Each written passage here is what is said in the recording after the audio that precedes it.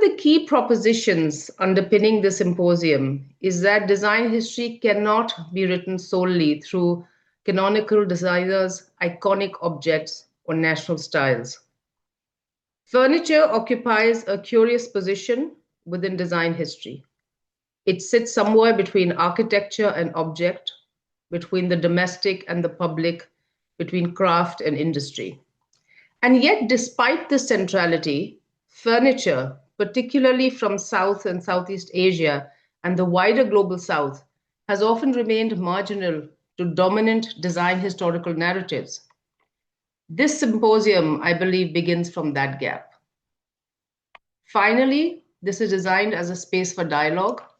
The format is intentionally structured to encourage conversation across disciplines and perspectives between historians, designers, craftspeople, and curators. So I'd encourage you to think of today not as a series of presentations, but as an ongoing discussion, one in which connections, tensions, and even disagreements are not only welcome, but necessary. Thank you again for being here. I look forward to all the conversations that are going to emerge. So let's get to the first panel. The first panel, we talk about colonial objects, material histories, and extraction. I now hand over to our first speaker, Arpana Gupta. Arpana, the floor is yours.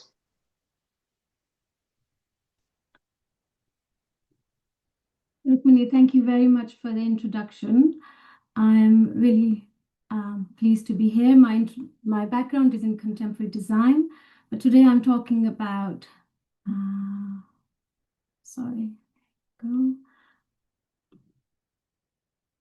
Can everyone see me? So, where were the women in Indian design, 1947 to 1990? This paper asks a simple question. Where were the women in, repeating that, in post-independence design history? I argue that they were not absent. Rather, design history has struggled to recognize the form of agencies they exercise. Through two case studies, Kamla Devi Chaturvedi and Leela Shiveshwarkar, I'll show two people working in very different but equally undervalued ways in design, one through institutional development and craft policy, the other through independent furniture design and collaboration with artists. Here I draw on Cheryl Buckley's argument that the category of the designer was historically constructed around individual named industrial authorship. As a result, women working across craft, institutions, policy networks, and collaborative production systems were often positioned as facilitators and mediators rather than recognized as designers in their own right. In India, this is especially relevant because craft remains central to furniture, domestic objects, and production methods. In thinking about India and design in between 1947 and 1990, it is useful to move beyond a narrow definition tied to professional designers and formal training. India's independence in 1947 kick-started a period of rapid growth and transformation. Though India prioritized industrialization, the influence of the Swadeshi movement was very strong. Craft was promoted as a symbol of national identity as well as a tool for development and economic growth. Born in 1903, Kamla Devi Chaturvedi was a Gandhian freedom fighter and a cultural activist. After independence, she became one of the most influential figures in Indian craft and design policy. In the early 1950s, Kamla Devi's organization, the Indian Cooperative Union, which she had established in 1948 after the partition, was invited to reinvent a government-owned handicrafts and textiles emporium in New Delhi. She was also tasked with increasing the export of the Indian handicrafts to foreign markets, especially United States. Within 2 years, under Kamla Devi's leadership, supported by a small team of honorary members, meaning unpaid upper-class Indian and American women, the emporium was transformed into a recognizable brand with its distinct logo, and a key retail destination for design in Delhi. It organized international exhibitions in Paris, Seattle, Cairo, Sao Paulo, as well as a landmark exhibition at MoMA in 1955. There was nothing like Central Cottage Industries Emporium in India. It was a large department store with textiles, furniture, objects, and a cafe. Unfortunately, I haven't been able to get good images of the furniture, but I'm working on it. You could even book tickets to theatre at the help desk. Kamla Devi, whose background was from arts, hired the architect Cyrus Chawala to rebuild the display cases that would highlight goods and the stories behind them. Staff was sent to New York to learn merchandising, marketing, and customer service. There was a strong focus on consultative sales. Kamla Devi insisted that saleswomen, most of whom were young women rebuilding their lives after partition, study India's craft history and craft production processes. It had a strong backing from Jawaharlal Nehru, who described it as a modern monument of Delhi and insisted that a trip to cottage was included in official itineraries of foreign dignitaries, as well as state gifts from India be sourced from there. Kamla Devi and other trained buyers sourced and co-developed products from artisans across India. Samples were tested through promotions, and goods that sold well received additional orders.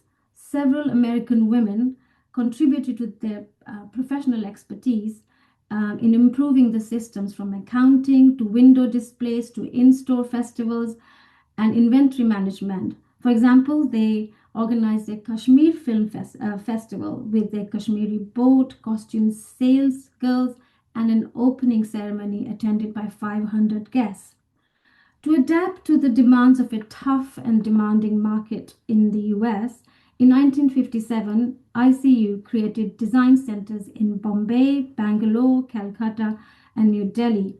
Craftspeople were now invited to collaborate with artists such as P.N. Mago, Subho Tagore, and Ritan Mazumdar, who helped them design better products for international commercial markets.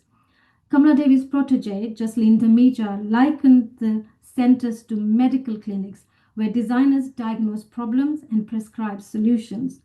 Ahead of her time, Kamla Devi even established a packaging department shipping purchases anywhere in the world. International expansion still remained tough, so additional help was sought.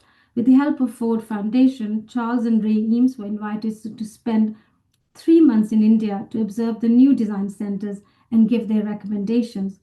Other international designers, including the legendary Parisian designer Madame Gray, was invited to collaborate, as well as Macy's president Leo Martinuzzi to advise on retail and marketing.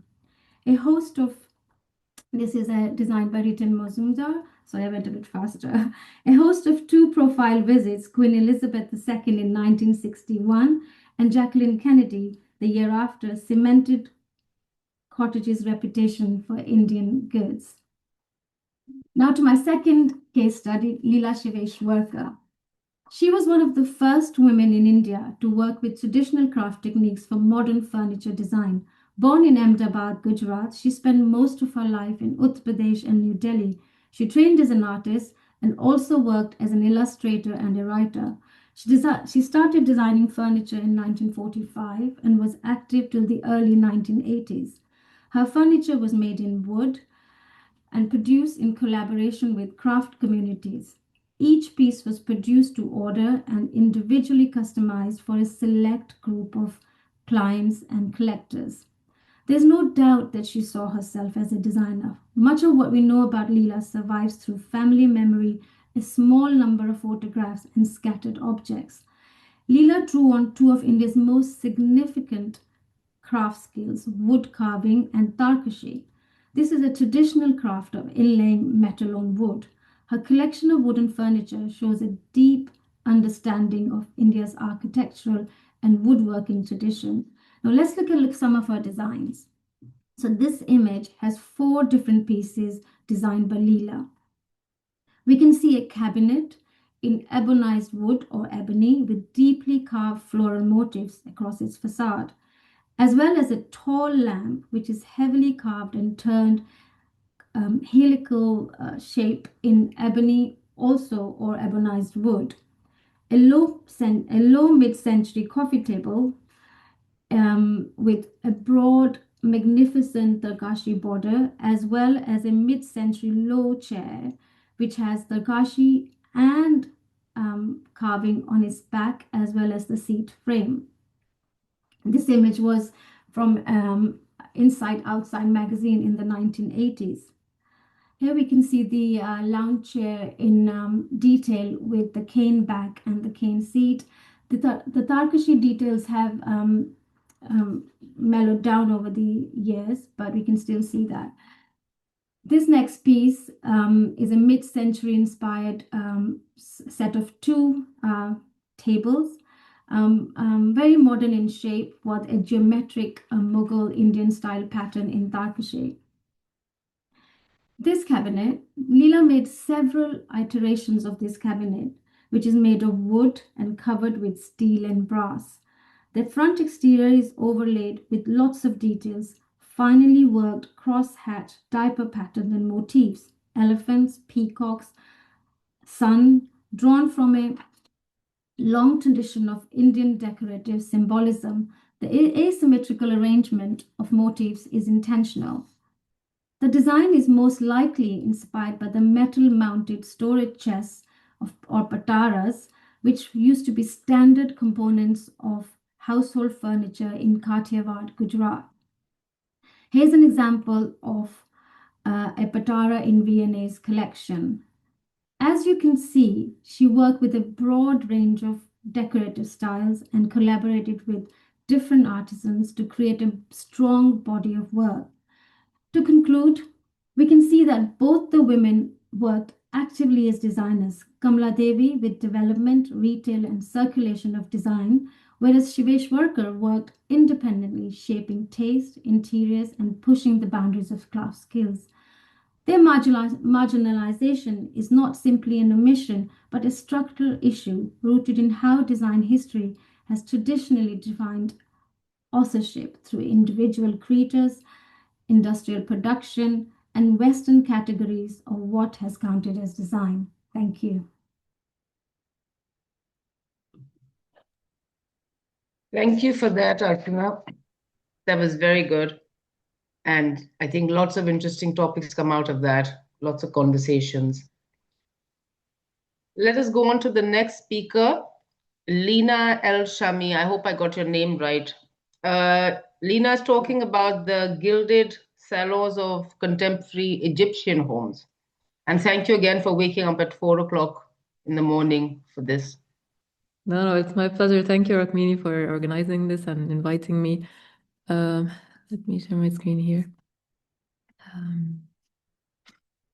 It's nice to wake up before everyone else, actually. All right. Everyone can hear me well? Yes, we can. And we can see your screen too. Thank you. Okay, great. So my research starts in a room, and it's the room where you will most likely be hosted if you visit any typical middle-class Egyptian home. And it's kind of similar to what you see in the photo here. This is my grandmother's salon room, guest room. And this is also the room that was like off limits to us as grandchildren and children. And yeah, so this is the room that was reserved for guests, always ready to be, exposed to the public gaze and to host any unexpected guest. So in Egypt, we call this room the salon. So you can think of it as similar maybe to a British parlor room. And it's usually furnished, as you can see, in heavily gilded, sometimes heavily ornamented, almost neo-Rococo furniture. We have, crystal chandeliers, landscape oil paintings, tapestries, embroidered and tasseled curtains, handmade rugs, etc. And the furniture itself is made of solid wood and gilded with real or fake gold leaf. So here are some more examples. As you can see, these salons are everywhere and they come in all different shapes and sizes, and also in homes of different social classes. So it's not really just an elite space. And this room continues to elicit kind of very dramatic or visceral reactions and charged opinions. Some people appreciate it aesthetically. Other people mock it. They laugh at this kind of silly style. They think of it as ridiculous or outdated or nouveau riche or lower class or even kitsch. But above all, I noticed that they were often, especially by historians and academics, they were dismissed as imitations and inauthentic copies of the European colonizer, or also known as the most undesired guest. So in all cases, it was a topic that hit home with many Egyptians, and I was curious, how can such a domestic space be the source and setting of so much drama? And my research always had this, anthropological dimension to it that you will notice today. So this room fascinated me because it embodies so many contradictions. It is loved and hated, and some of those who hated it or criticized it would also at the same time kind of want to protect and encourage it as a local industry. It's also contradictory because it looks European to some, but it's actually very local and locally made since the early 20th century.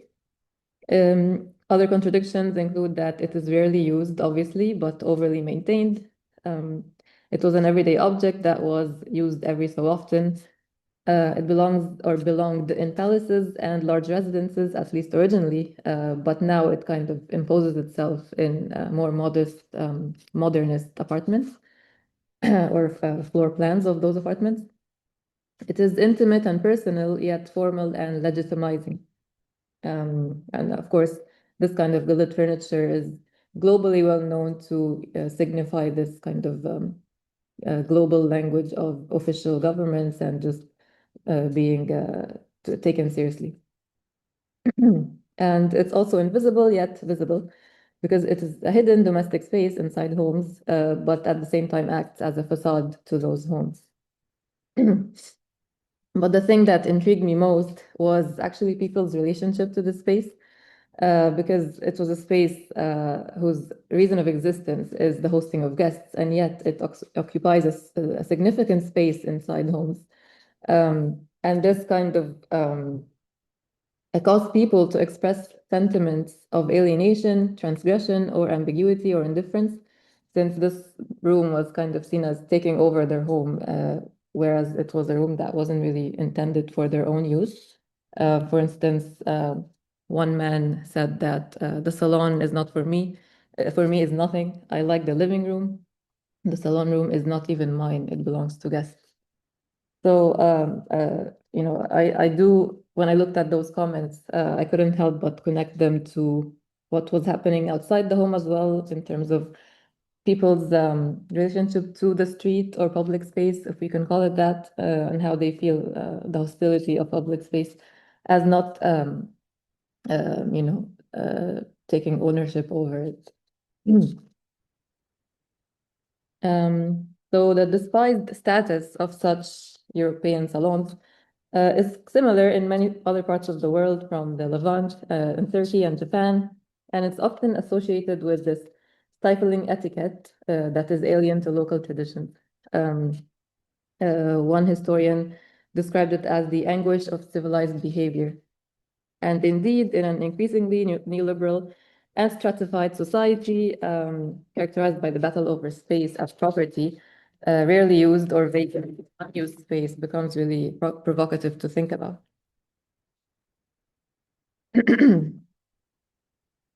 Thus, some of the questions that my research really is interested in is, how does the disappearance of salon rooms, because they are disappearing increasingly from homes,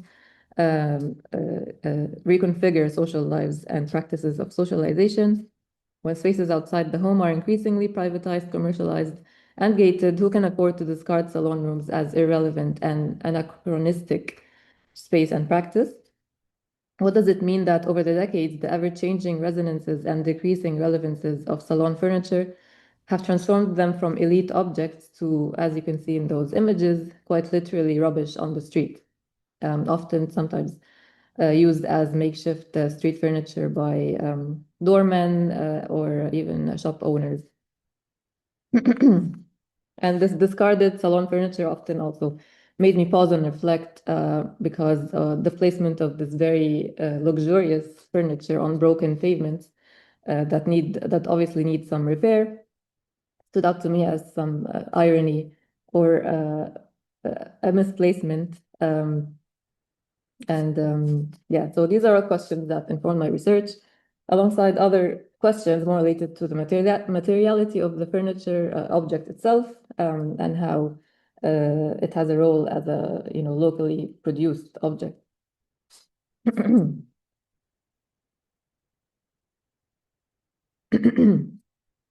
So salon rooms and gilded furniture are present in many different instances in the history of Egypt, not only since the late 19th century and early 20th century, as I mentioned, but also often people, traced it back to ancient times as well. So one owner of a furniture factory in Egypt was keen on reminding me that I will not forget to mention that gilded salons are actually ancient Egyptian, where the gilding and joinery originated, and it is Europe that adopted this style to brand itself later. So, he would reference the gilded furniture, like Tutankhamun's chair that you see here, a very famous object, of course. Also, Egyptian royalty used gilded chair in their daily life and in official portraits to express their legitimacy. In travel literature, often Europeans expressed disappointment at how their hospitality expectations in Egypt, where he expected something like, 1,001 Arabian Nights, was not met, and they were actually hosted in salons that were familiar to them. Here's the chair. Salons are therefore a highly debated topic of discussion and everyday practice.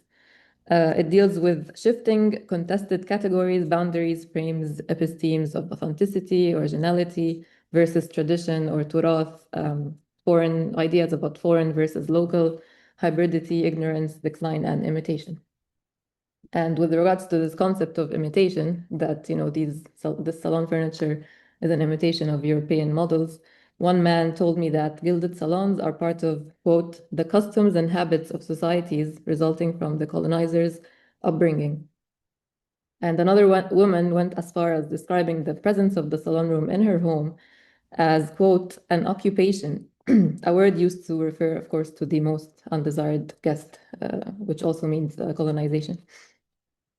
They were opinions that self-consciously follow sociologist Ibn Khaldun's theory of the conquered imitating their conquerors, that was also later developed by postcolonial theorists like Fanon.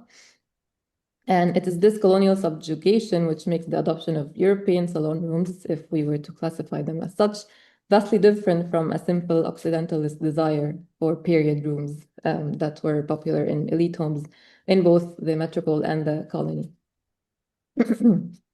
Now let's look at some local workshops. This is in Abdin in Cairo. And the fact that they hand make this furniture was enough for some to make it more authentic than any other aesthetically local but imported furniture. The fact that they are locally made complicates what to some may seem like European furniture. And this is actually a workshop that specializes in French and Italian furniture. In the photo here, you can see Hamdi. He's a craftsman. And he always fondly talked about his masters, that he inherited this craft from his father, who then inherited it from another master. So the lineage part here was very much evident. And this workshop is one case of many middle-sized popular or shabi workshops that originally belonged to a foreign master, in their case, a Greek resident of Egypt who was named Tony. And what I found interesting was how, when I asked this craftsman about what style of ornament they specialize in, they only said, Italian and French. And for them, that didn't mean that it was not local. So, they didn't see their work as belonging to a foreign culture. It was just, them making beautiful.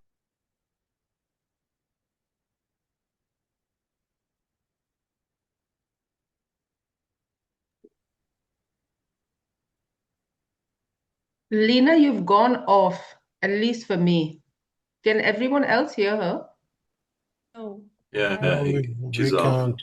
from here. Yeah. Joy in actually making up a lot of ornamental styles that didn't really. Sorry to interject, Lena, you'd gone off for everybody. Could you just go back a couple of sentences and start again? Thank you. Sure. Can you hear me now? Okay. Yes, yes. Okay. Thank So I was saying that this perceived historical originality of French-Italian furniture or design versus the contemporary randomness was seen as a problem more by historians and academics and not really by the craftsmen themselves. To them, furniture that was manufactured in workshops under the supervision of European foreigners in the 19th and early 20th century was more authentic and faithful to the catalogs. That's for the historians. Whereas after the mid-19th century, when Europeans left Egypt, most workshops have been manufacturing, unlearned haphazard designs that are not worthy of any serious study. Here you can see workshops spilling out on the streets, more workshops specializing in upholstery. This is in the city of Alexandria. And this is a showroom on the right. This is a plaster workshop because salon rooms often also have this ornament kind of on the walls.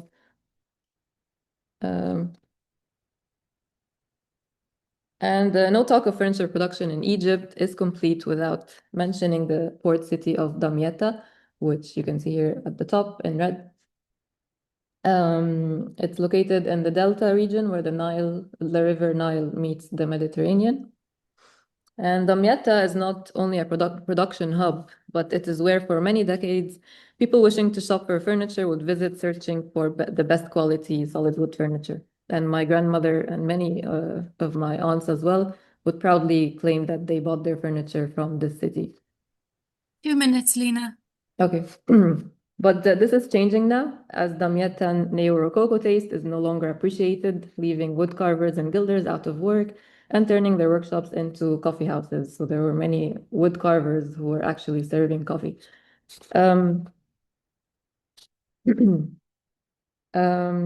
So now social distinction and social mobility comes from being associated with minimalist aesthetics, not this kind of neo-Rococo ornament, and some ethnically inspired crafted pieces. In my work, I inquire on what is modern about modernist furniture, in other words, bringing modernity back into modernism or minimalism by provincializing modernism as an imagined first world way of living. I wonder whether it could be an abstraction that operates through erasure and destruction, and I think the previous presentations touched on a lot of that.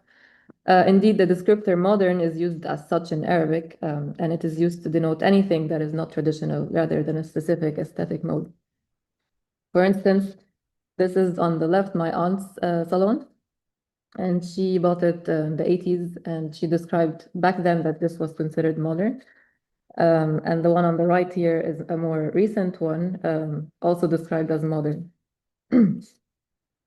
And I think I'll stop here because I think I have a couple of more slides, but I would like to, focus more on the conversation, as you said, Dr. Rukmini. Thank you. Thank you, Lena. Thank you for that. Our next speaker is Mitini Krivanish, and just talking about the Lana wood carving to the Danish moderns. So let's see this journey. Hi everyone, greeting from Thailand. Yes, the presentation that I will present today is preliminary findings for my doctoral projects. So I will today will just focus on the extractive networks of Danish modern in order to have a good packaging of presentation today. So we'll share my presentations.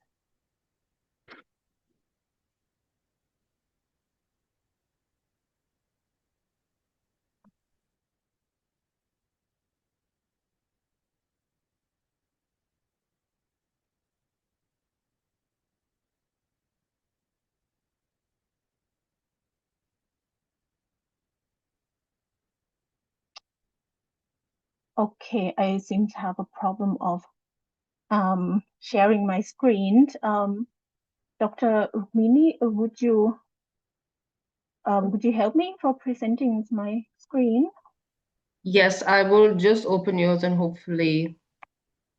Yeah, sorry. So No worry, give me a moment.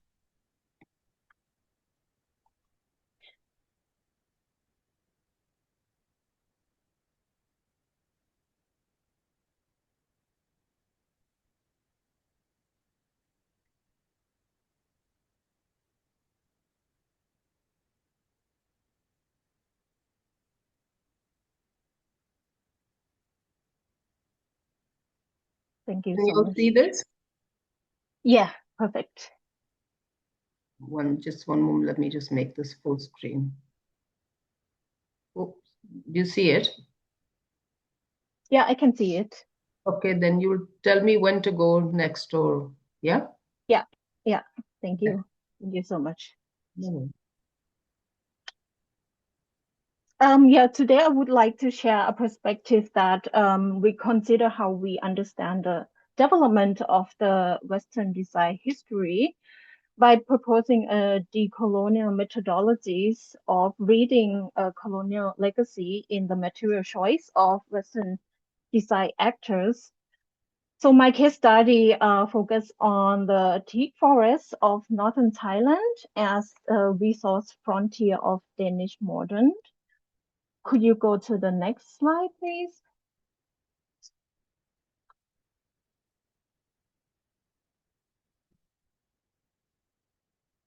Yes. Growing from the Adeline Buckland's analysis of Victorian concept of raw materials, the industrial modernities transform living ecology into passive matters.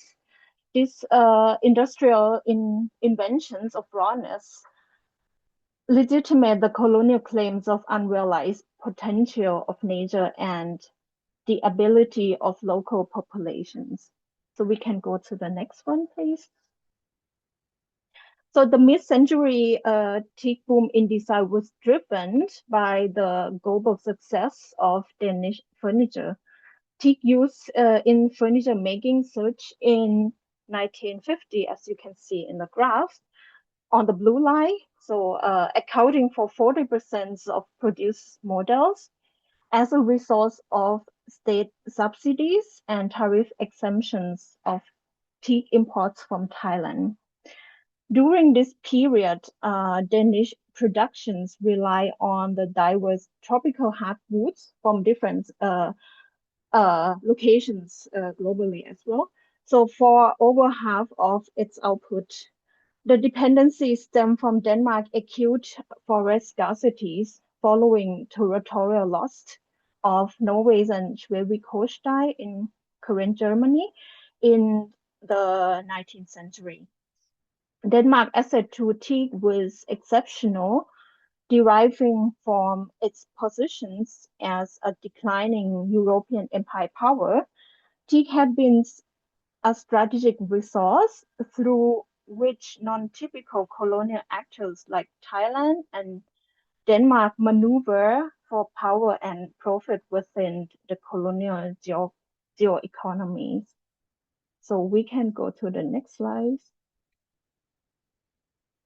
So Foucault frameworks of the dispositive can be used to illustrate the power relations in which the heterogeneous actors employ the discursive and non-discursive instrument to capture and control trade under pre-modern regimes, making it available to the global markets.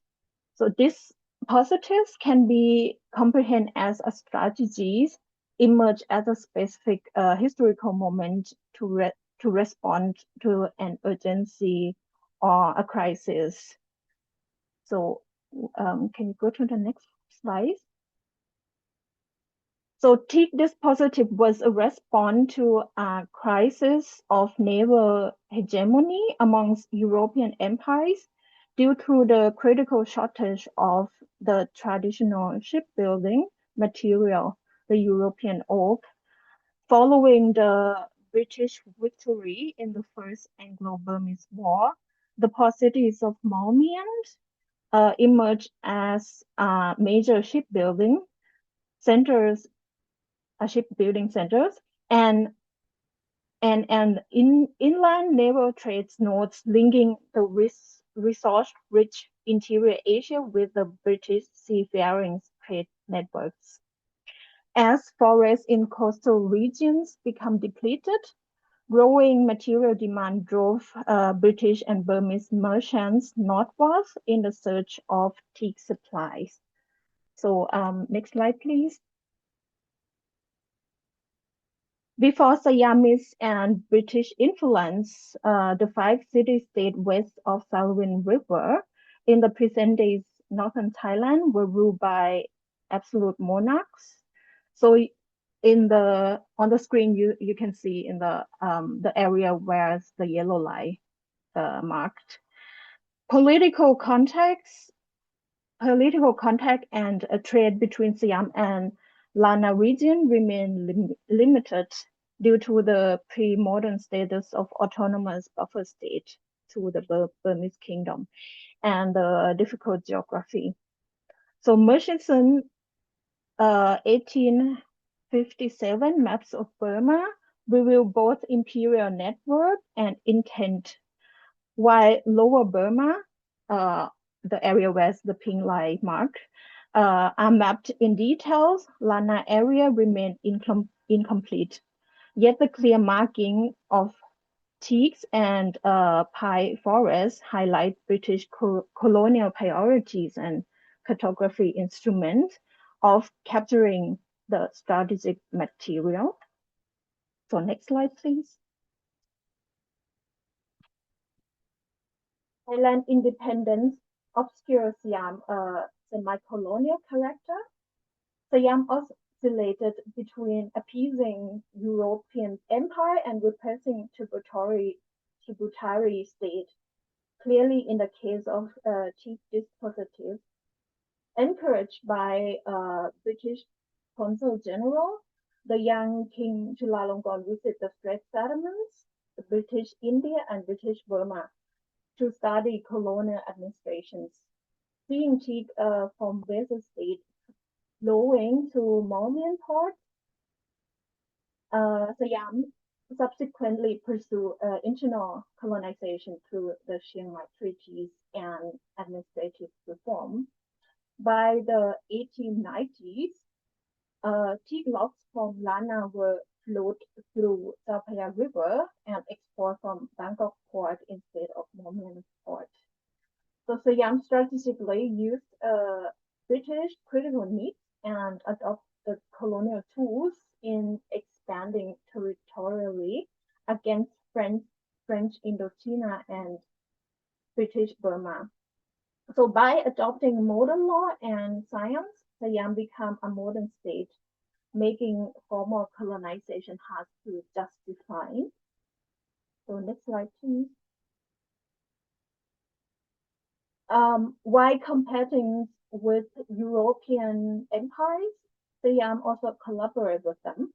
So the establishment of the Royal Forest Department reduced the uncertain authorities of Lana rulers and facilitated the secure long-term logging route under the modern legal framework.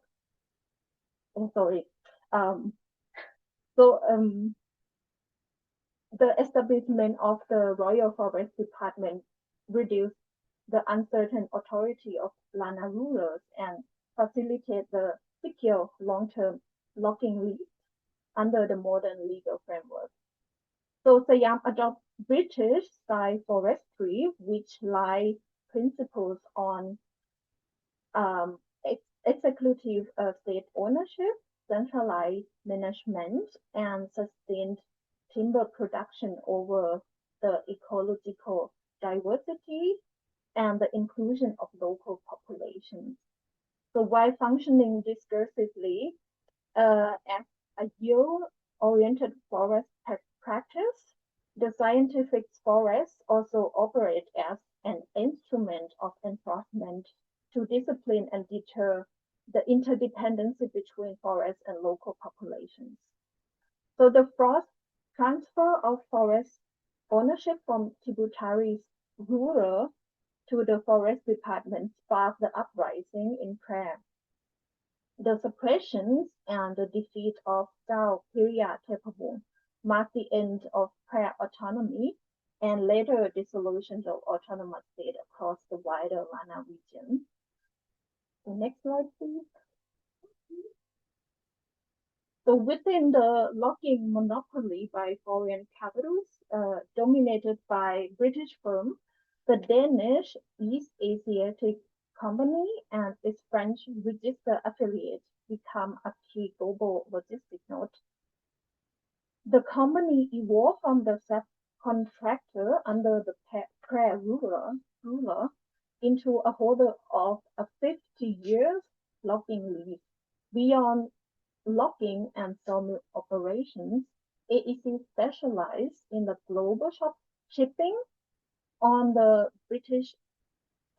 which British competitors depend, linking watershed forests to the global port. Like the Siamese state, AEC functions also as an actor who pursues its own interests within the pension field. Through close tie with King Chulalongkorn, Hans Niels Andersen and his co-founder Andreas Dupézy de Richelieu, Danish admiral of Siamese Navy, the company gained an exceptional trust from the absolutist government, which viewed Denmark as a lacking territorial ambition. So next slide, please.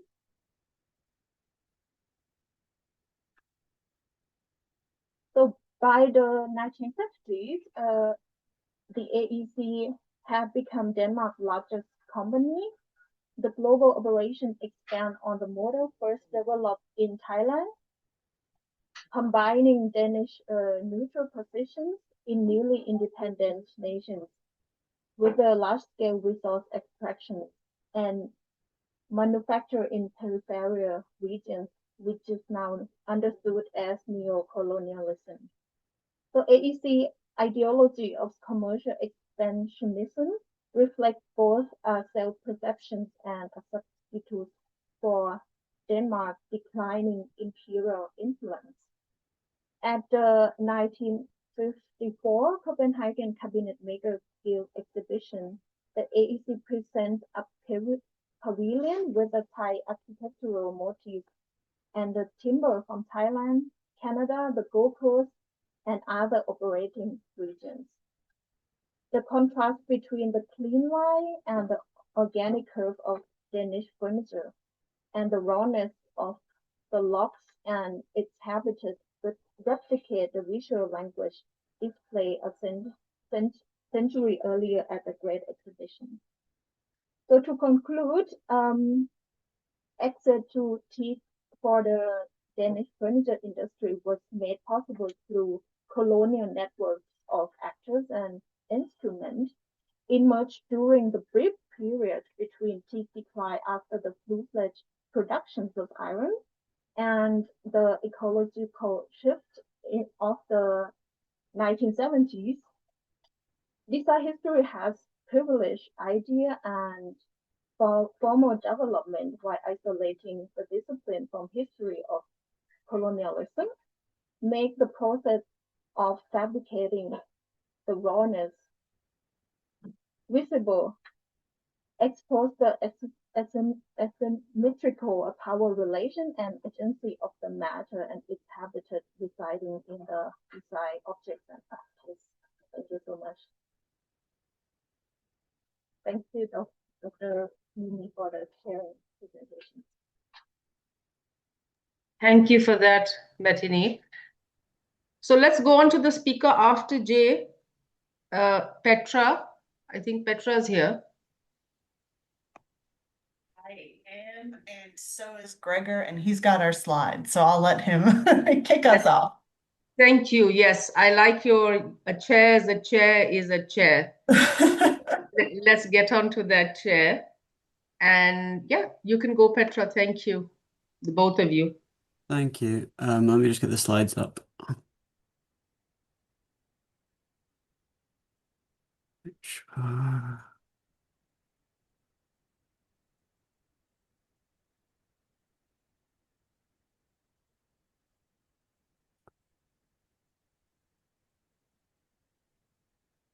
Sorry, I'll be with you in a sec.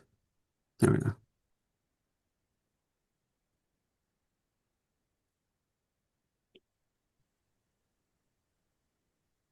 Yes, we can see your screen.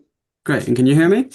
Yes, we can, Gregor. Thank you. Lovely. Thank you. So I'll start. I'll do half, and Petra will take over at the end. And we hopefully will be joined as well by our colleague Nia for the questions.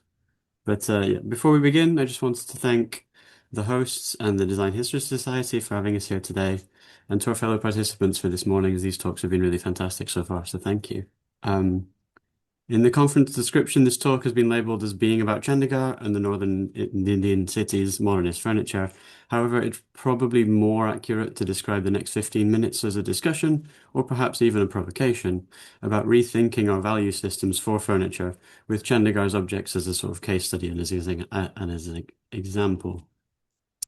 We'll start today with a brief introduction of Chandigarh, its chairs, their meteoric rise to fame, and after problematizing how these pieces are frequently portrayed, we'll draw on scholarship from the fields of conservation and archaeology to introduce and argue for a design historical paradigm of use. Chandigarh's modernist furniture was designed and constructed to furnish the newly built city of Chandigarh in northern India. It was developed immediately following the partition of India in 1947 and the annexation of Lahore to Pakistan. Chandigarh was to serve as the Indian Punjab's new capital and administrative centre. After the untimely demise of Matthew Nowicki, the project's original architect, Le Corbusier was tapped to take over the project. And you can see Le Corbusier in the middle there in a dark suit on the second row.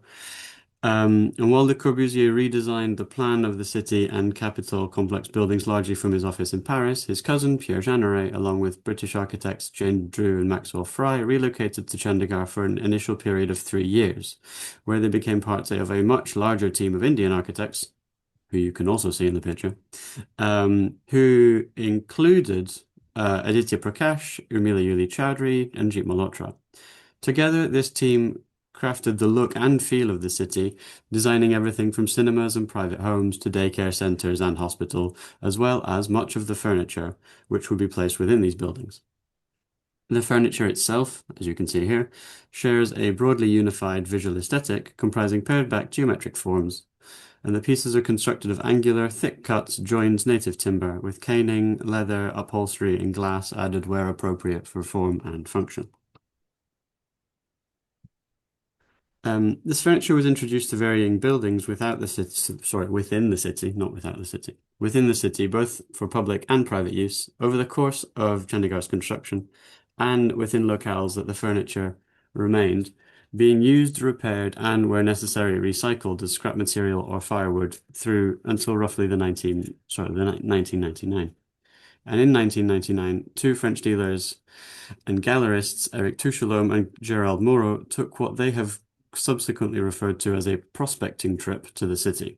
This would be their first of over 30 trips in the following 11 years, during which Touchelome and Moreau purchased an unspecified amount of the city's furniture at municipal auctions, removed the pieces to France, had the furniture professionally refurbished, exhibited the objects across the world, and began writing books on the objects. And finally, listed Chandigarh's chests, chairs, desks, daybeds, and even manhole covers at auction. This sequence of events has proved to have been widely successful for the dealers. Modernist furniture and objects from Chandigarh are now sold at incredibly high prices, with sets of chairs selling for upwards of $5,000, and a library table, the one you can see here, reaching an eye-wateringly high sum of $300,000 at auction.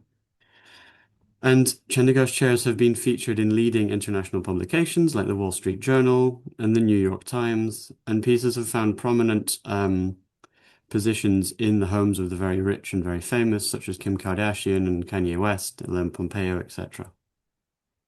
Chandigarh's furniture has gained enough popularity, the manufacturers like Cassina have launched a quote-unquote inspired line called Hommage à Pierre Jeanneret, joining several Indian manufacturers such as Phantom Hands in producing contemporary iterations of the now sort of classic Chandigarh designs.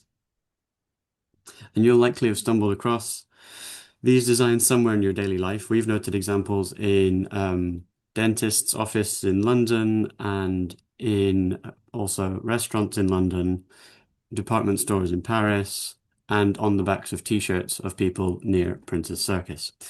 We've also seen them in sort of contemporary Indian spaces like the Hyatt-centric Sector 17 hotel. At this point, you might be thinking that this is a great situation all around, a rare instance where pieces of design from the global south are appreciated worldwide, entering an overwhelmingly white design historical canon.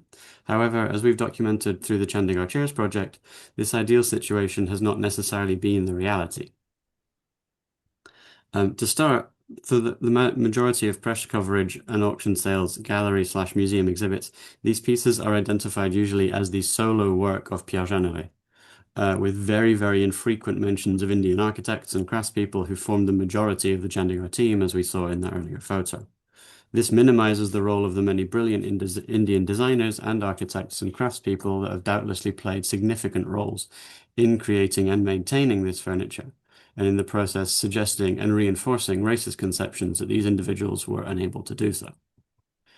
Further, these pieces are frequently categorized as being works of European, either French or Swiss, rather than Indian design. This further erases the contribution of Indians to the furniture's design and construction, writing Indian design and Indian design ability out of the story of modernism and furthering the racist suggestions of a modernist design as a predominantly or exclusively European endeavor. Things are made even more problematic by how the journey of these pieces is often discussed. It's suggested, and too often outright stated, that Indians have neither properly appreciated nor appropriately cared for Chandigarh's historic furniture. Very much related, the movement of these objects from Chandigarh to collections, galleries, and museums in the overdeveloped world has been presented as saving these precious objects, the latter suggesting is often accompanied by the problematic or outright racist imagery of Chandigarh and its residents, images of which we will not be sharing today. Continuing issues around Chandigarh's access to modernist heritage cap off this bouquet of problems. High prices incentivize the now illegal removal of pieces from Chandigarh, taking access to this furniture away from the very community it was designed for, and granting it instead to the super wealthy, frequently located in the global north. Incentive for removal has also had the knock-on effect of pressurizing local government or authorities to protect the city's furniture from theft and export by placing items under lock and key, a process which, in addition to stemming illegal exports, also decreases access to the furniture for everyday Chandigarh residents. These problems, of course, stem from some very, very big socio-political issues around colonization, racism, and extractive capitalism, issues for which solutions are incredibly large-reaching and complicated, and which we won't be talking about today. But these problems also, we think, stem at least in part from the frameworks and paradigms of value through which the world views design broadly and Chandigarh's furniture more specifically, frameworks and paradigms of financial and monetary value. And fortunately, this is an issue which is a little easier to tackle, and one for which we believe design historians and furniture connoisseurs, even potentially, are remarkably well positioned to serve as change makers for. Taking cues from radical work being done in the fields of conservation and archaeology, today we want to suggest looking at objects of design through a paradigm of use. And this means seeing the ways we have used, do use, and will use objects as an integral component of why they are important, valuable, and noteworthy. And of course, we've already seen a few examples of that this morning, which is fantastic.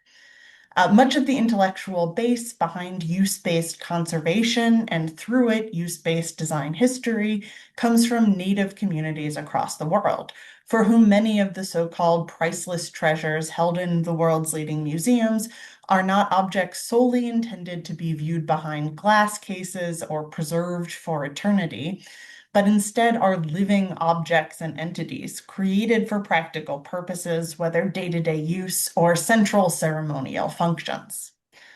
Motivated by these different ways of seeing objects, conservation scholars like Eleanor Sweetnam, Jane Henderson, Salvador Muñoz-Viñas, and Jules Pelta-Feldman, among many, many others, have questioned the mantra and direction that keeping things for longer is better. These scholars have argued traditional conservation thinking and largely traditional design historical thinking as well is in fact an assumption, not a fact of life or an impartial reality. Understanding historical conservation practices as a fake neutrality, which in reality is the triumph of white Western values and meanings at the expense of all others, radical conservationists worldwide have begun allowing and even encouraging contemporary use of historical items, particularly where such use can serve as a bridge between past and present and between objects and their source communities. So in other words, contemporary trends in conservation trend towards valuing objects for what they have done and can do rather than their physical presentation and preservation in perpetuity. What Nakin Piplani describes as heritage as a process rather than a product. And we think this approach is particularly well suited to objects of design, given the centrality of use to designed objects. Because of course, what sets chairs, bowls, books, cars, signs, and clothing apart from other beautiful objects like paintings and sculptures is that the former have practical and functional uses and the latter do not. Looking at Chandigarh's furniture through a paradigm of use value does a few key things, for example. First, it takes a bit of pressure off of the situation. When a standard library chair is seen as being a financial entity with the equivalent value of a house, conversations around where this chair should be, who should have access to it, and what this access should look like and how it should be maintained are difficult, tense, and fraught. They're very high stakes. But without the financial element, many of these pressure points dissipate. A chair in a use value paradigm can simply be a vehicle for sitting, for perching, lazing, or perhaps even standing on, not a big deal monetary investment. A value paradigm of use also helps to demolish and replace neo-colonial assertions that Indian people have not and continue not to appropriately value or care for Chandigarh's furniture. If the gold standard for appreciating objects of design is seen as using them, then Chandigarh's residents deserve the biggest gold star sticker. Whether in the High Court, the Secretariat, hostels, libraries, hospitals, or museums, Chandigarh's furniture has now been pressed into daily use by over 3 generations of citizens. And the physical objects themselves bear witness to these decades of diligent use, wear, tear, repair, and reuse. Taking a look at pieces, it's hard to miss their recaning, undertaking after years of sitting, which will have worn away original cane work. It's hard to miss the tears and reupholstery of arms of armchairs, the result of countless hands using these appendages to push themselves into a standing position. And my personal favorite, the doodles of university students on desktops and chair tops, signs of being bored in class and taking things out on the furniture. In a financial value paradigm, these are all signs of misuse, of not placing important objects behind glass and perfectly preserving them as if in amber for perpetuity. But in a paradigm of use, these physical changes, alongside stories of generations of Chandigarh residents' experiences and familiarity with the pieces, are the ultimate signs of appreciation. 2 minutes left, Petra. Sorry, thanks. No problem. Signs that objects designed for a specific purpose are actually being used for that purpose. And to wrap it up perfectly with that 2-minute warning, practically speaking, at this point, you might be thinking, what does this all mean for design historians? And as we've run out of time, we want to highlight one big suggestion, which is to privilege stories of use in our work. After all, it's these stories and this use, and here you can see Nia, a project friend Aishan, and my mother sitting in Chandigarh chairs in India and in Paris. It's these stories of use that both define our field of study, define design, and set what we do and the objects we study apart from those of art historians and the works of fine art. More specific to this conference, when dealing with objects, particularly from the global south, emphasizing stories of use can root objects in their original communities, cultures, and value systems, in some ways combating their fetishization. In the eyes of the design market, a chair designed by Le Corbusier or Le Corbusier's cousin Pierre Jeanneret is sexy and desirable. A chair sat in for years by a mid-level Indian bureaucrat, on the other hand, is much less so, according to the market. By emphasizing the story of this Indian judge's years of Chandigarh experiences, rather than just the ideas of Pierre Jeanneret, we can build important object knowledge and do so in a way which resists commodification and reflects the object's authentic self in reality.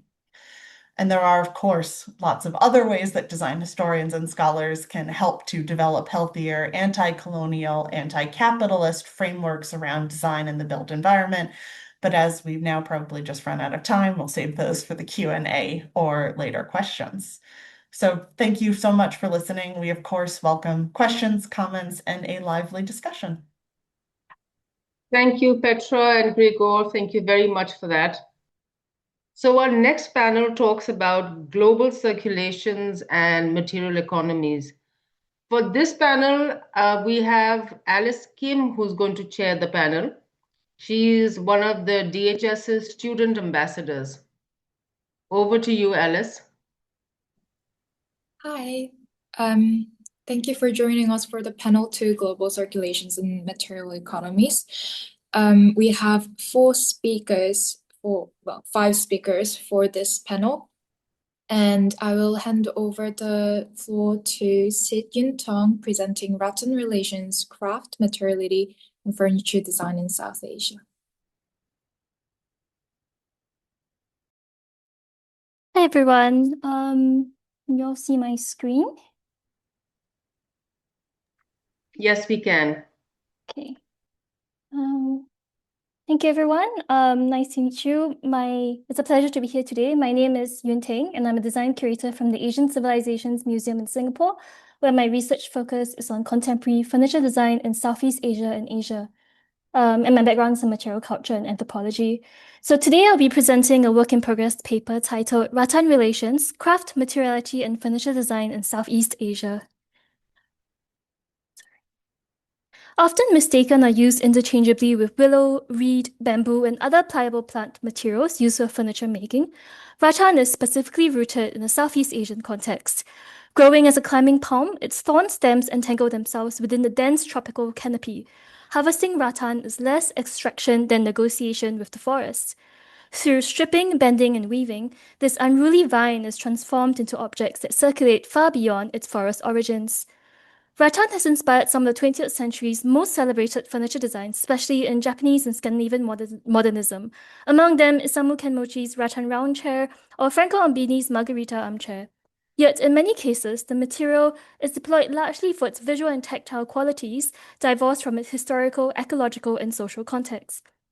Despite Southeast Asia being rattan's primary source and the site of its longest making traditions, furniture made and designed within the region remains almost entirely absent from global design histories. This work-in-progress paper traces rattan as a critical yet underexplored material within furniture design history, one shaped by colonial extraction, yet offering contemporary makers a means to navigate craft knowledge, ecological responsibility, and global design relevance.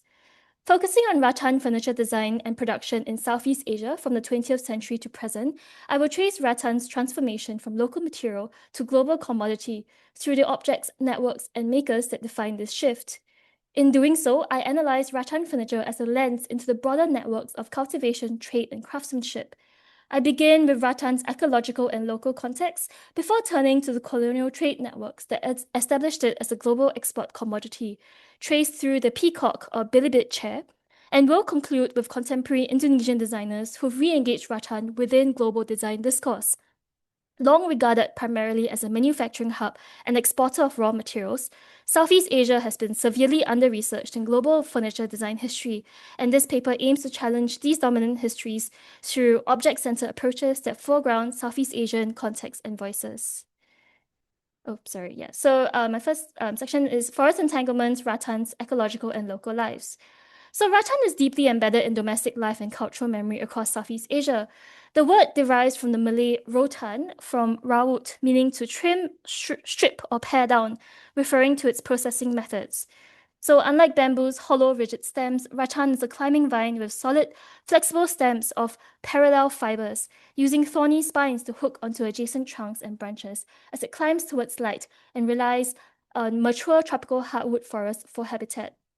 Indonesia supplies an estimated 80 to 90% of global rattan products, though it is also harvested across Southeast Asia, South Asia, and tropical Africa, with species ranging from millimeters in diameter for weaving and caning to 5 to 7 cm poles for structural frames. Before rattan entered global markets, it was deeply woven into indigenous agricultural and domestic life. In parts of Kalimantan, for instance, rattan is cultivated in swidden cycles alongside regenerating forests in kebun rattan or rattan gardens, becoming harvestable 8 to 10 years after planting, with subsequent 3 to 4 year cycles. This flexible harvesting schedule makes an economic safety net for rural households and reflects an intimate familiarity with forest ecologies. Spatially, rattan also shapes how communities gather and live. Floor seating on woven rattan mats predominate across Southeast Asia, supporting communal life, whilst also providing thermal comfort in hot climates. Historical rattan uses did not include furniture, but focused on tying, binding, and constructing mats, baskets, fish traps, fences, housing, and bridges, a material life intimately tied to daily utility and local resources. Its lightness, flexibility, tensile strength, and climate suitability made it indispensable for everyday use long before it was adopted into furniture. So rattan's global circulation began through colonial trade networks from the 15th century onwards, with Portuguese and Dutch ships introducing split rattan cane seats to Europe, later expanding to woven and bent furniture in North American and European markets. Despite lacking local sources, coastal Cirebon became a hub for rattan furniture manufacturing. The former Dutch East India Company, Indonesian trading port, shifted from the spice trade to producing baskets, mats, and eventually rattan furniture for local and export markets. Factories consolidated craft labor, industrialized production, and transported rattan from small-scale rattan gardens in Kalimantan, Sulawesi, Sumatra, and Java via rivers and coastal shipping, with the material passing through multiple labor-intensive stages of sorting, cleaning, stripping, and processing, increasing in value from forest to factory and to port. As rattan entered global markets, what had been locally produced household furniture and basketry was increasingly redirected toward export, where its material properties aligned with emerging tastes in Europe and the United States. So rather than replicating European styles, rattan's inherent qualities encouraged new chair typologies, emphasizing curvature, airiness, and sculptural form, while its exclusively tropical origins evoked exotic associations.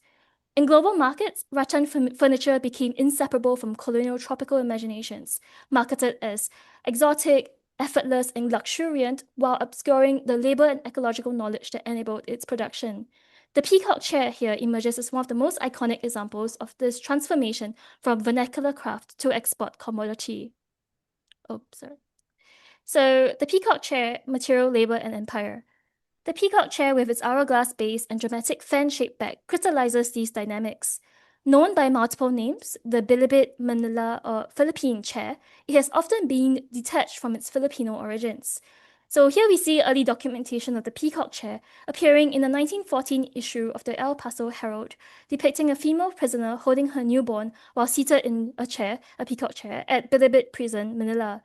Following the 1898 Spanish-American War, Bilibid became a central site of industrial rattan production under American colonial administration. Penal labor was framed as rehabilitation. Prisoners worked in rattan weaving workshops to produce furniture and support the prison's image as a, quote, benevolent, unquote, institution. Bilibid became a major tourist destination where American and foreign tourists could order furniture through catalogs to be shipped back home. Filipino historian Aaron Abel Malari notes that these objects served as tangible proof of colonial reform and material symbols of empire, transforming prison labor into both a spectacle of modernization and a source of export revenue. The chair's debut, at the Philippine Pavilion in the 1915 Panama Pacific International Exposition similarly served to justify and index the success of the American imperial project, along with promoting, quote, faith in the redemptive possibilities of industrial capitalism and consumer culture, unquote. From the Philippines, the chair circulated to the United States and Europe inspiring production by companies such as Haywood Brothers and Wakefield Rattan Company. In the 1850s, Cyrus Wakefield initially used rattan as ship ballast, later shifting into importing and manufacturing rattan furniture and becoming one of the leading wicker firms in North America. Rattan's material qualities, lightweight, durable, and pliable, enabled portable chairs with intricate open-work backs, aligning with Victorian tastes for curvature and ornamentation. The chair's dramatic proportions and breathability made it a favorite for studio photography, where sitters appeared elevated and enthroned under hot studio lights. The hourglass base of the peacock chair echoes 5th century southern Chinese bamboo stools, as well as South Asian Buddha stools, whilst the lattice openwork might suggest Indo-Islamic influences. These features indicate that the chair's design emerged not from a single designer, but from the entanglement of rattan's material properties, local craft knowledge, and regional Asian influences. By the mid-20th century, the peacock chair had entered American popular culture, appearing in magazines, celebrity portraits, and album covers. In 1967, Black Panther Party co-founder Huey Newton's photograph, seated in one, transformed the chair into a symbol of Black political power and resistance, a visual legacy that continues in contemporary reinterpretations. Across these contexts, the chair accrues layered meanings: tropical fantasy, glamour, kitsch, political resistance, yet its origins in colonial penal workshops remain largely obscure. Tracing the peacock chair's colonial circulation highlights rattan's entangled histories of craft, labor, and trade, setting the stage to explore how contemporary designers are re-engaging with rattan, reconnecting craft, ecology, and innovation in the present. So I go to my second section, contemporary negotiations with rattan. So having traced the colonial and post-colonial networks through which rattan circulated as raw material and export furniture, I now turn to the late 20th century, when design emerged as a deliberate strategy for reconfiguring rattan's value. Today in Indonesia, rattan occupies a paradoxical position. Widely promoted as a sustainable alternative to monocrop plantations that supports forest conservation and rural livelihoods, it simultaneously faces declining production, overexploitation, and diminishing international demand. In East and Central Kalimantan, rattan's role as a stable source of income has sharply declined since the early 2000s due to land conversion to banana, rubber, or oil palm plantations, mining operations, and regulatory instability, creating unfavorable market conditions. Against this backdrop, I examine how contemporary furniture designers are re-engaging rattan to rethink craft knowledge, ecological responsibility, and cultural value beyond commodity logics. In Indonesia, this transformation is exemplified by Professor Imam Butoli Zainuddin, whose work from the 1970s created conditions for rattan experimentation and innovation. A pivotal figure in repositioning rattan furniture design in Indonesia at a moment where rattan was shifting from a local craft material to a nationally significant economic commodity, Prof. Imam's intervention sought to reframe rattan within a modern design discourse, challenging its widespread perception as cheap, outdated, and disposable. Following his involvement in designing Indonesia's National Pavilion for the 1970 Osaka Expo, a landmark event cited as a catalyst for the development of design consciousness within the country, Prof. Imam was appointed in 1973 to lead an experimental training program for rattan craftsmen from Tegalwangi, Cirebon, as mentioned, Indonesia's rattan production center. For 6 months, approximately 60 craftsmen trained at the Bandung Institute of Technology, ITB, learning modern design principles, finishing techniques, business management, and production planning. Importantly, this program also facilitated a reverse transfer of knowledge as craftsmen shared their material expertise with ITB's designers. Drawing on his own education in Denmark, Prof. Imam introduced a design language informed by Scandinavian modernism, whilst remaining attuned to rattan's tactile qualities and structural behavior. On the right, we see his Sri Gunting chair, which exemplifies this encounter between modern form-making and craft knowledge, translating international design idioms through locally embedded material understanding. This initiative is widely considered a turning point in the history of Indonesian rattan furniture. It shifted domestic perceptions of rattan, whilst enabling Cirebon producers to access international markets, particularly as the Indonesian government began regulating rattan exports to encourage local processing. Through collaborations with manufacturers such as Kamal Furniture, Prof. Imam developed designs that responded to both global and local contexts, including the Concorde chair, responding to the rise of the aviation and automotive industries in the 1970s, the Windsorian, which reinterpreted the classic Windsor chair, and the Bunker Chase Lounge, an innovative, adjustable, foldable, and stackable recliner for compact living. Prof. Imam's work demonstrates how shifts in Rattan's perceived value were materialized through design and cultural reframing. By articulating new, recognizable design identities in dialogue with international styles and emerging middle-class lifestyles, his work revitalized the rattan furniture industry and contributed to its expansion in global export markets through the late 20th century. 2 minutes left, please. Okay. Thanks, Jen. While Prof. Imam's generation focused on elevating rattan status within modernist frameworks, today's Indonesian designers face more complex negotiations. They must contend with rattan's cultural meanings, heightened ecological awareness, increasingly precarious craft livelihoods, and evolving definitions of global design relevance. Indonesian designer Alvin Chaturvedi exemplifies this shift. Since founding his studio Alvinti in 2006, he has worked to address what he describes as a persistent postcolonial inferiority complex, an internalized hierarchy positioning imported furniture and Euro-American design canons as normative, while dismissing local materials and craft traditions as inferior or outdated. Chicho practice responds directly to this tension. He works closely with rattan as both a vernacular and symbolically charged material, seeking to reassert its cultural and aesthetic legitimacy through close study of its material properties and craft knowledge embedded in specific local ecologies. Just want to highlight, due to lack of time, 2 key examples of his work. So this is the Linger bench designed in 2009, which sought to break the mold of rattan through its large-scale, highly complex construction. And Chicho worked closely with Treborn craftsmen to research and innovate on rattan weaving techniques, including new construction and reinforcement methods. And his 2024 work, Jiwa, pushes these concerns further, addressing the extractive legacies of large-scale production and mass consumption. So this piece resembles an altar and draws inspiration from Chinese family altars, as well as Punden Burundak, religious terrace sites in Indonesia, with the legs evoking animal forms and curving shells resembling temple roofs. But just to sum up also, through works like Jiwa, he seeks to reintroduce intimacy between humans and the environment, restoring respect, gratitude, and spirituality to daily objects. So just as way of conclusion, sorry to speed through, but there's not a lot of time. By tracing rattan furniture making practices in Southeast Asia, I seek to reconnect the history of rattan to broader narratives of production, design, and culture in Southeast Asia.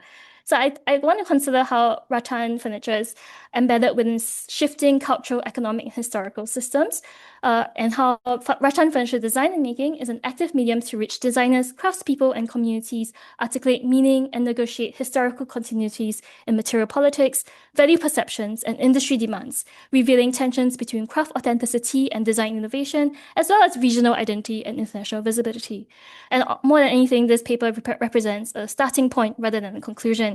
I think future research would deepen engagement with furniture as a site of material history and contribute to a more plural and transnational understanding of how designed objects mediate relationships between ecology, culture, and place.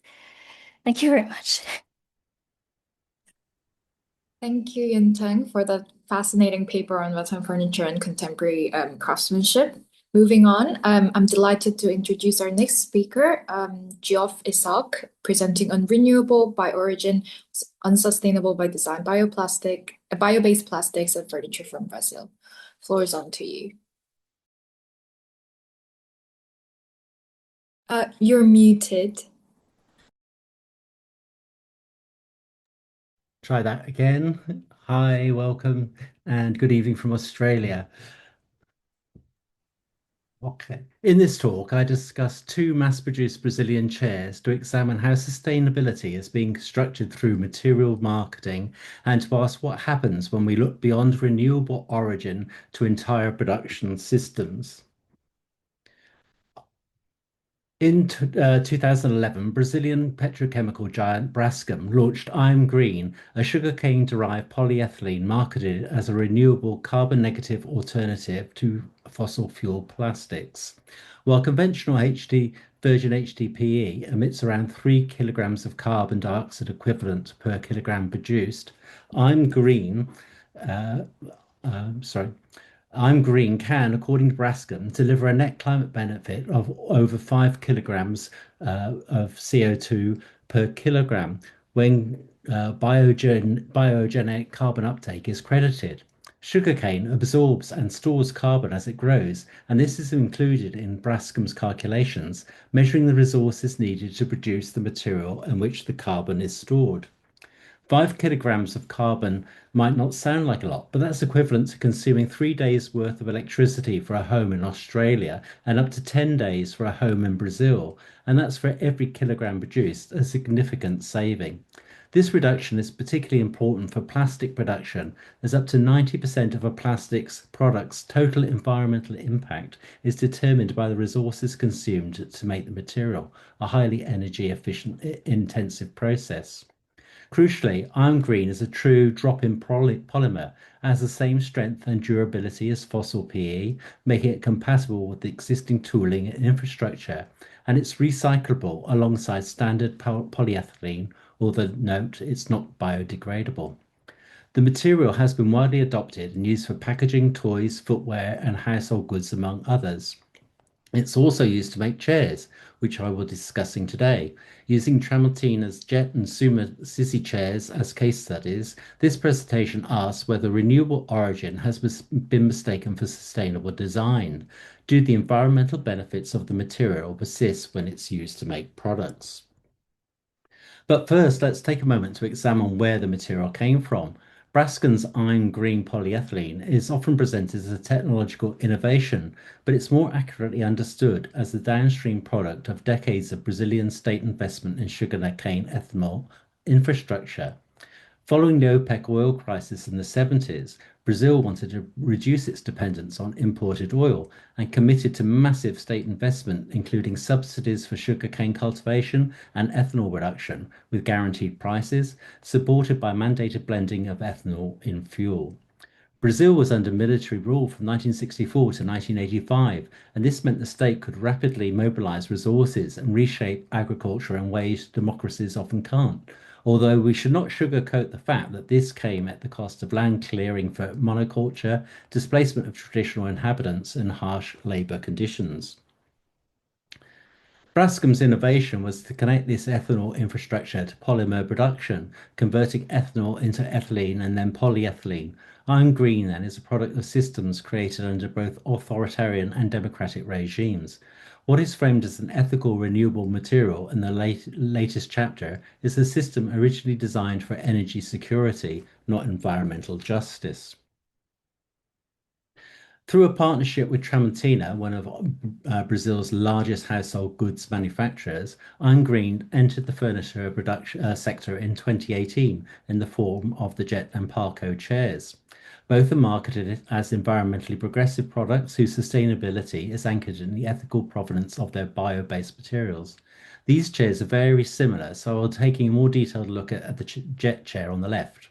The question I address is straightforward. Do these chairs actually deliver meaningful, better ecological outcomes compared with their theoretical twin fossil-based equivalents?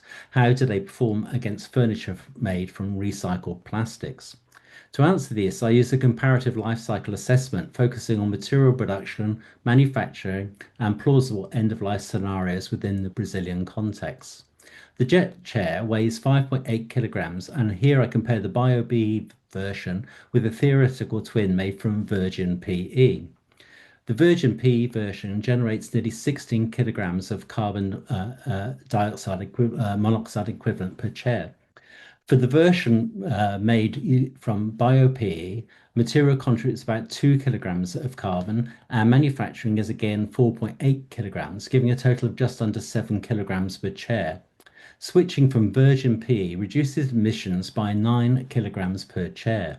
That's a significant difference, equivalent to the environmental impact of supplying electricity to a Brazilian household for more than a fortnight. This confirms that at the level of polymer production, iron green offers a genuine environmental advantage at the production stage. Note that I'm using a more conservative approach to my LCA calculations here. The BioP material numbers exclude biogenic carbon uptake, and the value reflects emissions caused by processing only. Biogenic carbon uptake is not credited, although it is stored in the material. It will eventually be released at the end of life. Also note that the manufacturing impacts shown here are lower than their equivalent in countries like Australia, as Brazil has a much better renewable energy profile. Tramontina have also worked with Braskem to produce this injection molded monoblock using post-consumer recycled polypropylene, again with the promise of delivering better environmental outcomes. I thought it more productive to examine this chair in my comparison rather than the other bio-PE chair. When we compare the lighter injection molded chair with a theoretical twin made from virgin PP, we can see that it's a significant environmental benefit. For a virgin polypropylene chair of this mass, the LCE indicates a cradle-to-gate impact of just over 5 kilograms per chair. The recycled version creates around 1.6 kilograms per chair, a reduction of about 3.7 kilograms. In fact, this lighter chair can be made using recycled plastics, creates only 40% of the cradle-to-gate impact of the jet chair made with bio-PE. Note the manufacturing impacts are particularly low here due to Brazil's relatively clean energy supply and the dependence on electricity for injection molding. I've used the cut-off LCA method here, so the product being using the recycler, it has the allocated benefit. But so far, we've only looked at the manufacturing of the resin and the product and the manufacturing of the product. What happens if we look beyond the factory gates and consider the product's full life cycle? I have ignored transport impacts as these are relatively low and we would need to make a lot of assumptions to calculate them. Similarly, use impacts have been ignored as these are hopefully reduced to the occasional wipe of the chair with a damp cloth. But what happens at the end of the product's life is significant. It can end up in landfill, be incinerated, or get recycled. Now, as I mentioned, green is bio-based, but it will not biodegrade, so composting isn't considered here. At the end of life, both bio-based and fossil plastics release similar amounts of CO2 per kilogram. Carbon is released and total impact is dominated by material volume. Here, landfill looks like the lowest carbon option for both chairs, but that's because LCAs do not capture persistence of the material across centuries or microplastic externalities, marine leakage possibilities, ecological toxicity of additives, and municipal cleanup costs, among other impacts. This highlights limitations of LCA methodology, often promoted as the most accurate method to compare environmental impacts. But ignoring this, recycling consumes energy, so it appears slightly worse than landfill in these numbers, even though it supports circularity. And it's also worth stating that although Tramontina make the questionable claim that plastics can be recycled multiple times efficiently, the fact remains that recycling facilities in Brazil remain scarce, with only about 20% of plastic waste recycled. Another 20% gets incinerated, by far the worst possible outcome, and the remaining 20% mismanaged.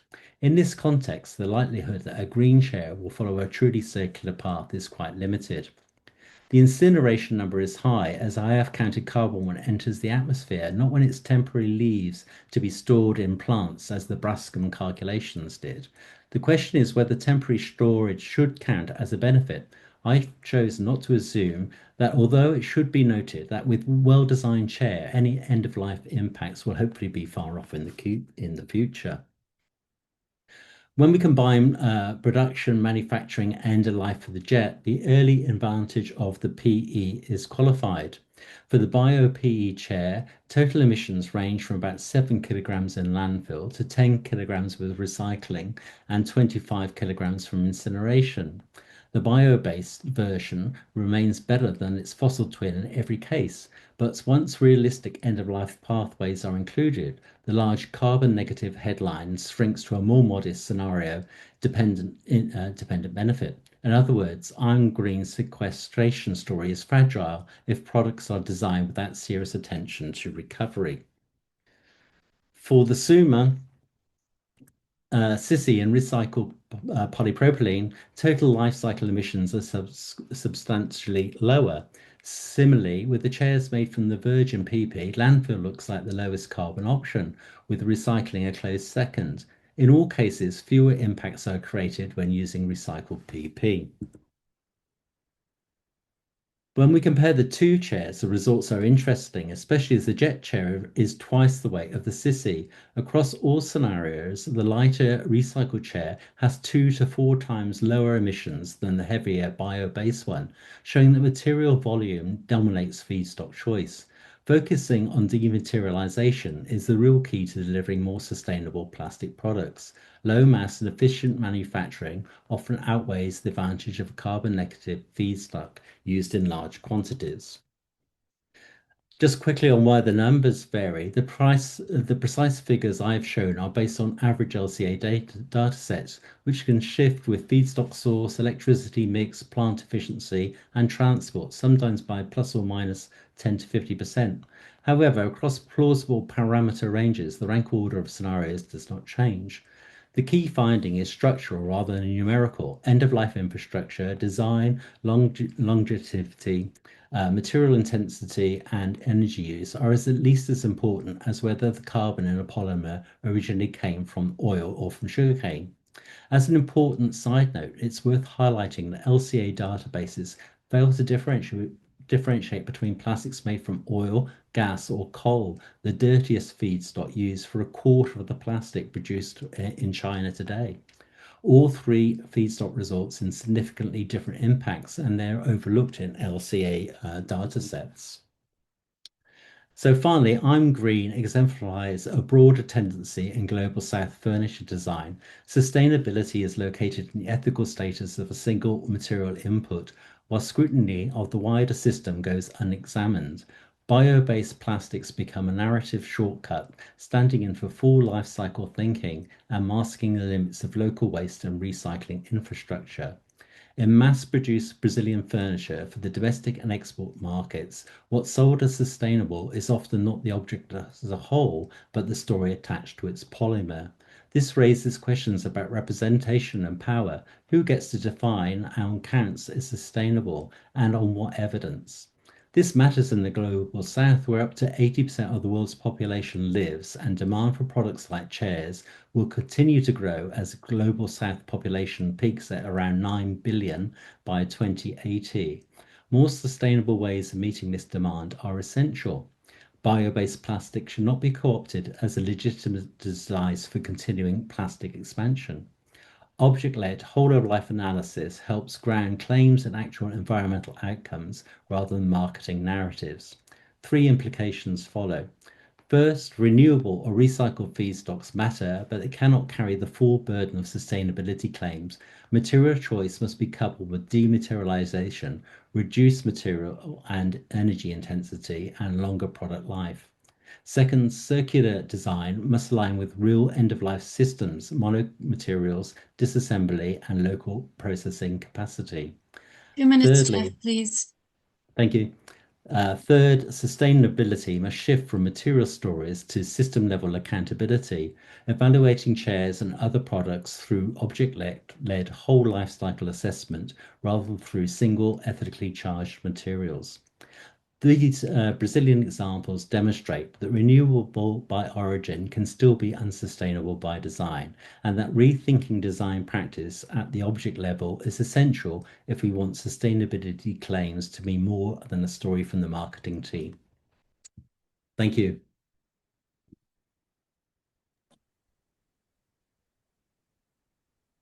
Thank you, Geoff.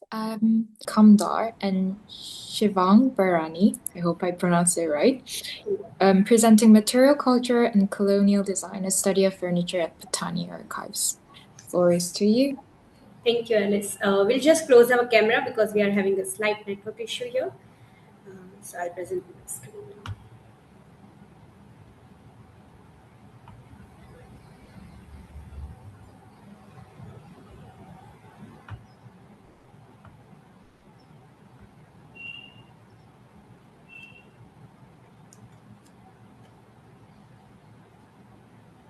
Is the screen visible? Yes. Okay, thank you. So, hello everyone. My name is Ashka Kamdar and my field of education is archaeology. Hello, મારું નામ સેવાંગ બેરાણી. મેં history વિષયમાં bachelors અને master કર્યું છે. મારા અભ્યાસમાં Bhavnagar history મુખ્ય વિષય રહ્યો છે. We are working as archival assistant at Patni Archives, and my colleague Shevang will be presenting in Gujarati, and I'll be sharing its translation in the chat as I did right now. We will discuss the furniture collection at the archives, highlighting its significance in material culture and colonial design.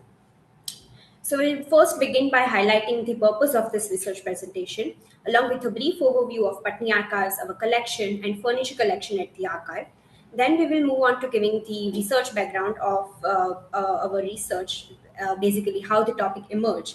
Then moving on to object analysis of 4 furniture pieces in our archive, where we'll be talking about their features and our research approach and what we learned from that process. And moving on to the discussion, where we will talk about challenges and limitations, and what method that worked best for us, and followed by our references and acknowledgements. આ પ્રેઝન્ટેશનનો મુખ્ય purpose એ બતાવવાનો છે કે western અને local ક્રાફ્ટમેનશિપ વચ્ચેનો સંવાદ આ furniture પીસીસમાં કેવી રીતે જોવા મળે છે. આ ઉપરાંત આ ઓબ્જેક્ટને સમજવા અને એનાલાઇઝ કરવા માટે અમે કઈ રિસર્ચ એપ્રોચ અપનાવી છે તે બતાવવાનો પ્રયત્ન કર્યો છે. આ ફર્નિચર પીસીસનું મટીરિયલ કલ્ચરના વિસ્તૃત સંદર્ભમાં શું મૂલ્ય અને મહત્વ છે તે પણ સમજવાનો હેતુ છે. સાથે સાથે આ ફર્નિચરનો દૈનિક ઉપયોગ અને સામાજિક અર્થ શું છે તે પણ સમજવાનો પ્રયાસ કર્યો છે. હવે આપણે પટની આર્કાઇવ્સના પરિચય વિશે વાત કરીએ. પટની આર્કાઇવ એક ફેમિલી આર્કાઇવ છે. આ આર્કાઇવ્સ પ્રોજેક્ટ સર પ્રભાશંકર પટની ઓપન વિન્ડો ચેરિટેબલ ટ્રસ્ટ હેઠળ શરૂ થયો છે. સર પટની 19મી સદીના અંત અને 20મી સદીના શરૂઆત દરમિયાન ભાવનગર રાજ્યના દિવાન હતા. તેમણે ભાવનગર પ્રિન્સલી સ્ટેટના પોલિટિકલ અને સોશિયલ જીવનમાં મહત્વની ભૂમિકા ભજવી હતી. આ આર્કાઇવની શરૂઆત 2020માં થઈ હતી. શરૂઆતમાં અંદાજે 1 લાખ જેટલા પેપર્સ, ફોટોગ્રાફ, મેપ્સ અને ઓફિશિયલ ડોક્યુમેન્ટરીનો સમાવેશ હતો. આજે પણ ફેમિલી મેમ્બર પાસેથી નવા કલેક્શન મળતા રહે છે. હાલમાં અમારા કલેક્શનમાં ફોટોગ્રાફ્સ, લાઇબ્રેરી બુક્સ સામેલ છે. આ ઉપરાંત અમારી પાસે official documents, personal correspondent, painting, sir Pattani અને તેમના પરિવારજનો દ્વારા વપરાયેલી ઓબ્જેક્ટ્સ અને મેપ્સનો પણ સમાવેશ થાય છે. અમારા આર્કાઇવલ કલેક્શનમાં ફર્નિચર પણ સામેલ છે. આ ફર્નિચર હાલમાં અમારી ઓફિસ સ્પેસમાં વપરાય છે. મોટાભાગનું ફર્નિચર એંગ્લો ઇન્ડિયન સ્ટાઇલમાં બનાવેલ છે. આ ફર્નિચર સર પટનીના સમય દ્વારા બનાવ્યું હોય. હાલમાં આ ફર્નિચર પેઢી દર પેઢી ઉપયોગમાં લેવાયેલું છે. આ ઇમેજમાં તમે જોઈ શકો છો કે લાઇબ્રેરી કબાટ છે. આ કબાટનો ઉપયોગ તેમણે પોતાના પ્રાઇવેટ બુક કલેક્શન માટે કર્યો હતો. દરેક કબાટ પર તેમની નેમ પ્લેટ લગાવવામાં આવી છે. આજે અમે આ કબાટનો ઉપયોગ અમારી લાઇબ્રેરી સ્પેસમાં કરી રહ્યા છીએ. આ ઉપરાંત અમારી પાસે પટારા અને નાના મોટા લાકડાની પેટીઓ પણ છે, જે હાલમાં ઉપયોગમાં નથી પરંતુ સુરક્ષિત જગ્યાએ રાખવામાં આવ્યા છે. Research background. અમારું રિસર્ચ બેકગ્રાઉન્ડ વિશે વાત કરીએ તો આ વિષય પર કામ કમ્યુનિટી એન્ગેજમેન્ટ અને આઉટરીચ માટે શરૂ કરવામાં આવ્યું છે.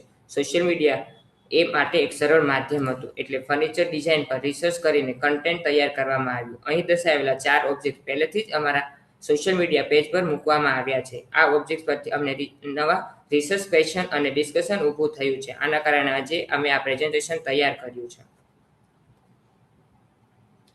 So now coming to our main furniture objects for the presentation, the first one we have is Barrister bookcase, which introduced us to the topic of colonial design and role of local craftsmanship in it.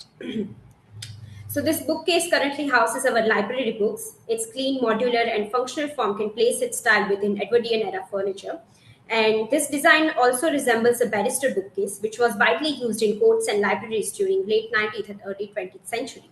We would like to show you a video which showcases one of its unique features. So here the shutter opens and slides upwards to be completely out of way when accesses the book.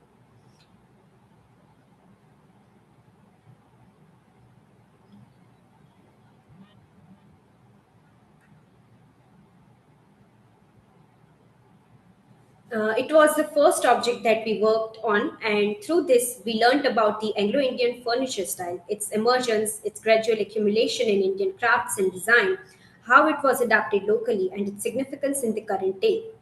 Another speciality of this bookcase is that it has a metal plate bearing name of Nakchi Purushottam, cabinet maker Bhavnagar. This may indicate the carpenter or the furniture firm that made it. We do have similar bookcases with a similar design. However, they don't have this metal plate. So this raises questions such as who was Nakchi Purushottam?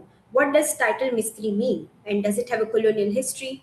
What does this metal plate tell us about the cabinet makers of Bhavnagar? And what can these surviving pieces teach us about India's craft tradition? Overall, the bookcase shows how the Indian craftsmen adapted foreign design styles and what style emerged from this amalgamation. Our second object is a study desk, education, ergonomics, and colonial influence. The desk has served 3 generations of Patni family. It was first used by Batukrai Patni, Sir of Sir Prabhashankar Patni, and most recently by his great-granddaughter Avni Patni, Director of Patni Archives. We'll show you a video which showcases its features, that the desk is designed as such that the chair and the writing surface are attached. It also has storage space underneath, under the writing surface, and the table has a sliding mechanism that allows it to move forward and backward. This design reminded us of our school benches, so we used a different approach while researching this. We gathered verbatim accounts of family members who used this desk before, to know and highlight how the desk is preserved in personal memory. And as mentioned before, it reminded us of our school benches. So in a way, this desk also is a symbol of colonial education, where the system was not just designed for learning, but also as a means of colonization, which influenced our thoughts, behaviors, and lifestyle to a great extent. And on the flip side of it, family members who have used this desk have bittersweet memories of their childhood associated with this desk. For Sanjay Patni, great-grandson of Sir Patni, it was a desk where he used to write letters, as shown in the picture here. For Kalpana Bhatt, great-granddaughter of Sir Patni, she used to store her rosary piece inside the storage. And for Avni Patni, our director, she found it uncomfortable when she used it as a child, but when she included later in the archive, she realized its true significance. So the desk here is a fine example of ergonomic design and colonial influence, and especially how an object which has such wider historical significance holds a special place in people's memories. Our third object is a bookshelf, which opened wider inquiries about craft production, circulation, design inspiration, and its value. So we have 2 similar bookshelves with minor differences in design, one which is shown here and other I'll be showing in the next slide. Both these bookshelves have a revolving feature. Books can be stacked on all 4 sides. The difference is here that this one has slatted panel on all 4 sides, which allows air circulation and a door to close the bookshelf. Whereas in this one, the shelf is open, and it also has a metal plate bearing name of Sir Patni, unlike the bookcase where the furniture maker's nameplate was attached. And another interesting thing is that the design of the bookshelf is quite similar. It resembles John Danner's Champion case. Danner, in his catalog, warns against infringement of his design, and actions would be taken in case of this infringement, he warns. And so the resemblance between these both the bookshelves opened up a large inquiry about how furniture was being produced, circulated, reproduced, and valued during the colonial period. And it led us to questions such as, where were these bookshelves crafted? Were they made in India or imported from Europe? How were the Western techniques adapted and adopted locally? And what changes might have been made along the way? And where do such stories appear in mainstream history of craft? And to get the answers, we looked into colonial trade policies, colonial research about craft production at that time, and use of these furniture pieces in everyday life, where most of the research was written by Western scholars. There is an ample amount of research done by Indian scholars in the last 20 years, but there was a scarcity of regional records, local skills, and adaptation. Our final object is a marble top table. In the previous 3 objects, we saw Indian craftsmanship reflected in the furniture, whereas in this object, the craft is represented in this marble top table. So we would like to show you a small clip. Shivai Patni used to sit on this table early in the morning for his morning tea and for sitting with his shaving set thereafter. So this is a verbatim given by our senior trustees. They gave us this information that the table was initially used as dressing table by Shashikant Patni, grandson of Sir Patni. And currently we use it for preservation work, including paper handling, handling of documents, and photographing the archival material. And researching about this object gave us the idea of legacy of Indian crafts, especially the inlay work, which was widely used in Mughal era for courtly objects, boxes, and luxury items. And during the colonial period, the furniture that emerged from European design ideas, and the Indian craftsmen would translate those ideas in the physical reality. And here, in this case, the Indian craft is represented in the table itself. So, as a result, these such objects were neither Indian nor European, but a product of ongoing dialogue between the two. And so, coming to the discussion now, these four objects showcase how colonial design ideas, their culture, and education influenced Indian domestic households. Our analysis has raised questions, however, we do not have all the answers, mainly due to lack of scholarly research in Gujarati and even the absence of regional narrative that could have helped us identify who made all these furniture pieces. Were they crafted here or imported from abroad? How did the local craftsmen adapt it to Western design techniques? So we have adopted a practice-based approach where object analysis, lived experiences, and local and regional narratives can lead us to interpret objects, where we also have tried to include family members' memories, their experience of using the object, so that the core value of the object is not lost in the technicalities and in its historical significance. આ સમગ્ર research એક્સપિરિયન્સમાંથી અમને સમજાયું કે material culture અને colonial ડિઝાઇનનું analysis માત્ર ઓબ્જેક્ટ્સના લક્ષણો અને ઉપયોગ સુધી સીમિત નથી. તેનો ઇતિહાસ, મહત્વ અને લોકોના જીવન પર તેની અસર સમજવી પણ જરૂરી છે. આ પ્રેઝન્ટેશનમાં મલ્ટીડિસિપ્લિનરી રિસર્ચનું પરિણામ છે. અહીં ટીમ મેમ્બર દ્વારા અલગ અલગ એકેડેમિક બેકગ્રાઉન્ડથી આવ્યા છે. આ પ્રક્રિયાથી અમને રિજનલ લેંગ્વેજમાં હિસ્ટ્રી લખવાની જરૂરિયાત સમજાય. રિજનલ કોન્ટેક્સમાં લખાયેલું કામ વાઇડર પબ્લિક સુધી સરળતાથી પહોંચે છે. એટલે પટની આર્કાઇવ્સમાં અમે ગુજરાતી અને ઇંગ્લિશ બંને ભાષામાં કામ કરી રહ્યા છીએ. આથી અમે એક રિજનલ રિસોર્સ સેન્ટર તરીકે વિકસ્યા છીએ. આગળ પણ અમે ફર્નિચર પીસીસ અને તેમની સ્ટોરી વિશે વધુ શીખવાની અમારી ઇચ્છા છે. These are all the references that we have used, and at the end, we would like to thank our team, namely Shwekal ma'am, Avni ma'am, for their support and guidance, to family members of Patni family who provided their verbatim and which elevated our research to a great extent. And thank you to the Design History Society, Rukmini ma'am, for providing us this platform and this opportunity to present.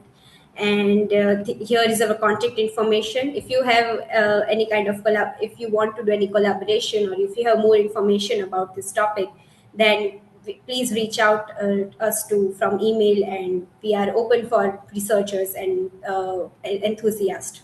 Thank you. Thank you.